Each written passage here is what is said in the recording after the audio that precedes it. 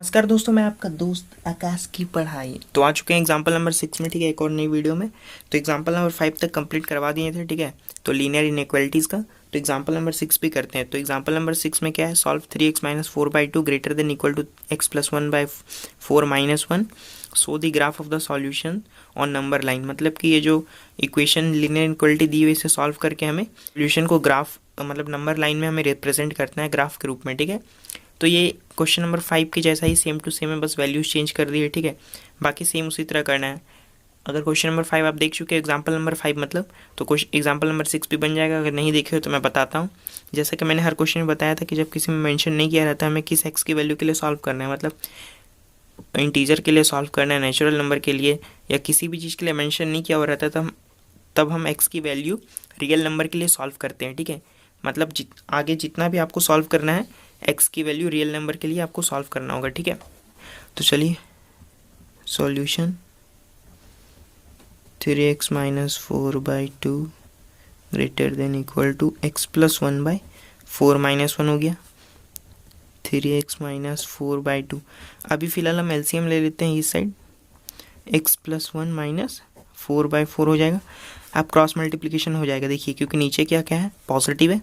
हमें पता है कि पॉजिटिव पॉजिटिव अगर रहेगा, मतलब किसी के भी साइन अगर हमें पता है तो हम क्रॉस मल्टीप्लिकेशन कर सकते हैं। ठीक है, तो यहाँ 4 हो जाएगा 3x minus 4 greater than equal to 2x plus 1 minus 4, तो क्या हो जाएगा, x माइनस 3 हो जाएगा।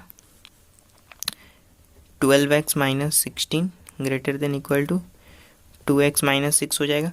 अब हमें वेरिएबल को सबसे पहले पॉजिटिव बनाना है, तो वेरिएबल को पॉजिटिव बनाने के लिए 2x को हम लेफ्ट के साइड ले आएंगे। 12x minus 2x greater than equal to minus 6 plus 16। यहाँ पर क्या हो जाएगा, 10x greater than equal to 10, तो x की वैल्यू क्या आ गई, 10/10, तो x is greater than equal to 1 आ गया। ठीक, x की value greater than equal to 1 आ गया, मतलब कि x मतलब क्या होगा, 1 से बड़ा रहेगा। ठीक है, और 1 भी इंक्लूड होगा, तो इसमें क्लोज्ड इंटरवल यूज़ होगा। तो हम इसे पहले सेट के फॉर्म में लिख लेते हैं।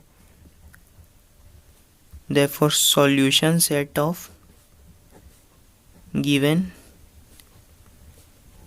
इनइक्वालिटी इज, देखिए सबसे पहले 1 तो इंक्लूड होगा, तो क्लोज लगाए 1 में, और 1 से ये बड़ा होगा x की वैल्यू, मतलब पॉजिटिव इन्फिनिटी की ओर भागेगा।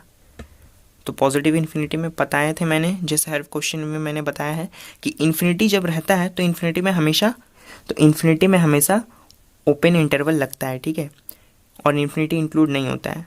तो यहाँ पर 1 इंक्लूड होगा क्योंकि इक्वल टू का साइन दिया हुआ है। चलिए अब से नंबर लाइन में रिप्रेजेंट करते हैं। ठीक है, ये नंबर लाइन है, एक साइड नेगेटिव इन्फिनिटी रहता है, एक साइड पॉजिटिव इन्फिनिटी, बीच में 1 दे दिए। मैंने बताया था कि क्लोज्ड इंटरवल को हम फील्ड सर्कल से रिप्रेजेंट करते हैं, तो 1 के ऊपर फील्ड सर्कल, और क्या जा रहा है, पॉजिटिव के साइड जा रहा है, मतलब x क्या होगा, 1 से बड़ा हो रहा है, तो 1 से बड़ा इधर जाएगा। तो ये हो गया हमारा ग्राफ में रिप्रेजेंट। बस सेम टू सेम आप इसी तरह एग्जाम में भी लिख दोगे तो आपको फुल में फुल मार्क्स आएंगे। ठीक है, गारंटी मैं लेता हूँ।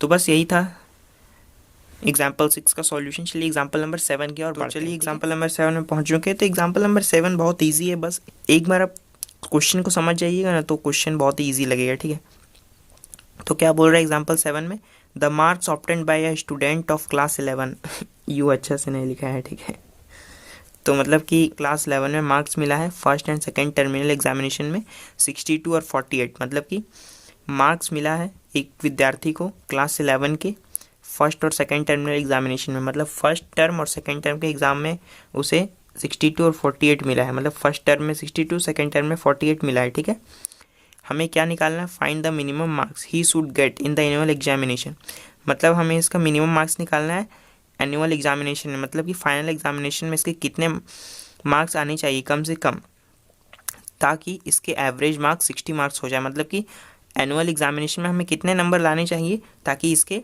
मार्क्स एवरेज मार्क्स 60 हो जाए। जैसे तो चलिए निकालते हैं। सबसे पहले स्टेटमेंट लिख लेते हैं, let x be the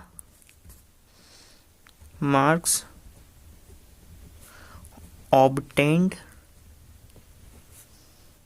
by the student in annual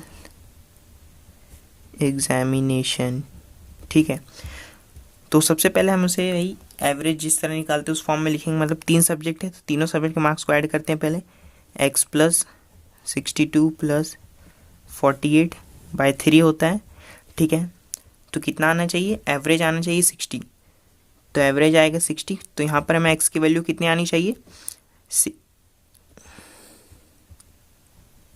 60 का एवरेज आने के लिए हमें क्या होना चाहिए, ये तीनों वैल्यूज, ठीक है। मतलब कि ये जो इन तीनों का एवरेज है, ठीक है, वो क्या आना चाहिए, 60 आना चाहिए, मतलब 60 के बराबर या तो 60 से ज़्यादा, कम से कम लिखा हुआ है यहाँ पर एवरेज, एटलीस्ट मतलब कम से कम हमें 60 मार्क्स का एवरेज चाहिए। तो इन हो सकता है एक्स वो 100 में 100 लिया है, ठीक है, तो 60 से ऊपर चल जाएगा एवरेज, ठीक है। तो हमें मिनिमम दिया गया है तो हम इसलिए इनइक्वालिटी से करते हैं, मतलब कि ये जो होगा एवरेज 60 के बराबर आएगा या तो 60 से ज़्यादा आएगा, ठीक है, कम नहीं आना चाहिए 60 से, इसलिए हम 60 से इक्वेट कर रहे हैं इसे। देखिए ये 3 इधर चला जाएगा, x प्लस 62 प्लस 48 कितना हो जाएगा हमारा 110 greater than equal to 60 into 3 हो गया, ठीक है। x is greater than equal to 180 minus 110, तो x की वैल्यू कितनी आ गई 70, मतलब x क्या होगा 70 से बड़ा या तो 70 के बराबर आना चाहिए। अगर 70 आया तो 60 का एवरेज देगा, ठीक है, और 70 से ज़्यादा आया तो 60 से ऊपर एवरेज देगा। मतलब 60 मार्क्स लाने के 60 का एवरेज मार्क्स लाने के लिए हमें कम से कम 70 मार्क्स लाना है, कम से कम 70। अगर उससे कम आया तो 60 का एवरेज नहीं जाएगा, 60 से एवरेज कम हो जाएगा, ठीक है। तो चलिए इसका आंसर लिख लेते हैं एग्जाम्पल नंबर 8 में बढ़ने से पहले, ठीक है, लास्ट में 10 यहाँ पर होगा, ठीक है। 10 दी STUDENT student must obtain minimum 70 marks, minimum 70 marks मतलब 70 मार्क्स को कम से कम तो लाना ही होगा टू गेट एटलीस्ट 60, तो to get an average average of 60 marks, ठीक है। तो हाँ थोड़ा सा स्टेटमेंट लिखने में गलती हो गया था, चलिए ठीक है। तो लास्ट में आप लिख सकते हो 10 the student must obtain minimum 70 marks to get an average of at least. Hello दोस्तों, मैं पहुंच चुका हूं एग्जाम्पल नंबर 8 में, ठीक है, लीनियर इनइक्वालिटीज़ का। तो एग्जाम्पल नंबर 8 में क्या बोल रहा है, find all pairs of consecutive odd natural number, मतलब हमें कंसेक्यूटिव ऑड नेचुरल नंबर का हमें सारे पेयर्स को निकालना है, ठीक है, जिसमें both of which are larger than 10, जिसमें से दोनों ऑड नंबर जो होगा वो 10 से बड़ा होगा, such that their sum is less than 40, मतलब दोनों जो ऑड नंबर वो 10 से बड़ा होगा लेकिन उसका सम 40 से कम होना चाहिए, ठीक है। तो चलिए हम मानते हैं पहले दो ऑड नेचुरल नंबर को लिख लेते हैं, let x and x plus 2 be the two consecutive odd natural numbers, NATURL natural numbers.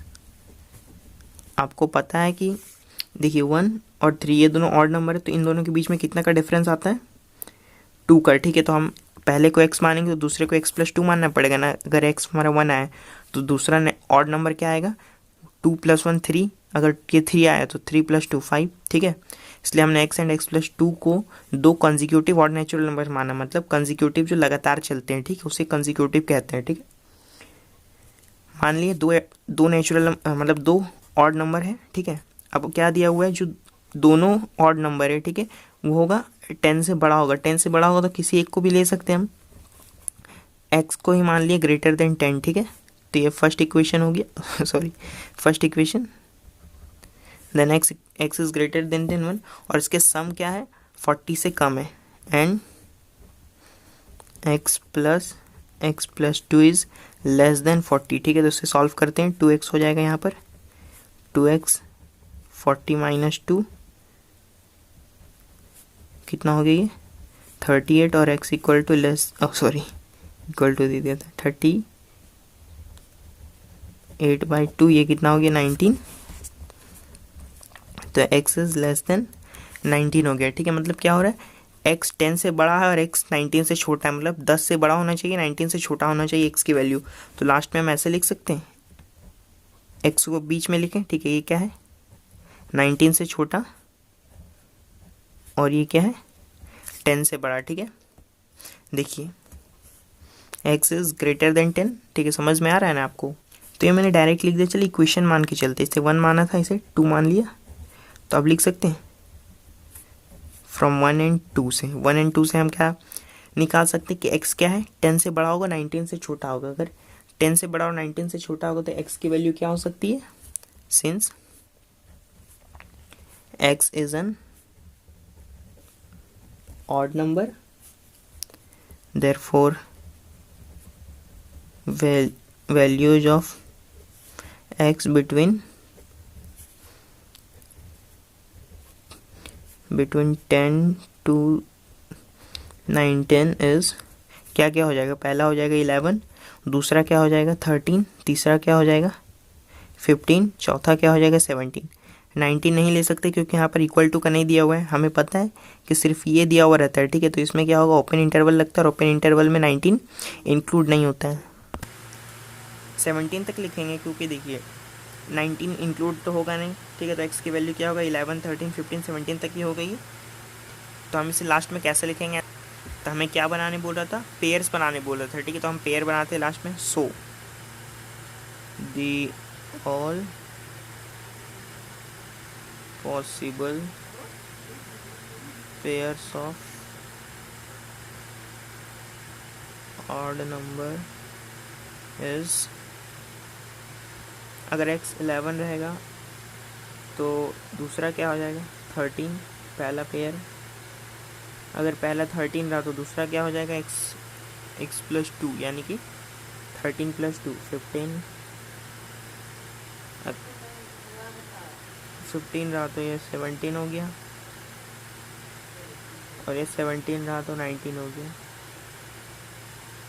यहाँ पर 19 इंक्लूड होगा, ठीक है। देखिए क्योंकि पहला क्या है, हमें सिर्फ x की वैल्यू निकालनी, तो x की वैल्यू ये आ गई तो 17 लेंगे तो दूसरा 19 आएगा ना, तो यहाँ से बिलोंग नहीं कर रहा है 19, इसलिए यहाँ पर 19 होगा, ठीक है। तो पेयर में बनेगा 17, 19, ठीक है। तो चलिए आई होप समझ में आया होगा, अगर समझ में आ गया तो लाइक कर देना। तो चलिए मिलते हैं नेक्स्ट क्वेश्चन में, नेक्स्ट वीडियो में, ठीक है। तो तब तक के लिए गुड बाय।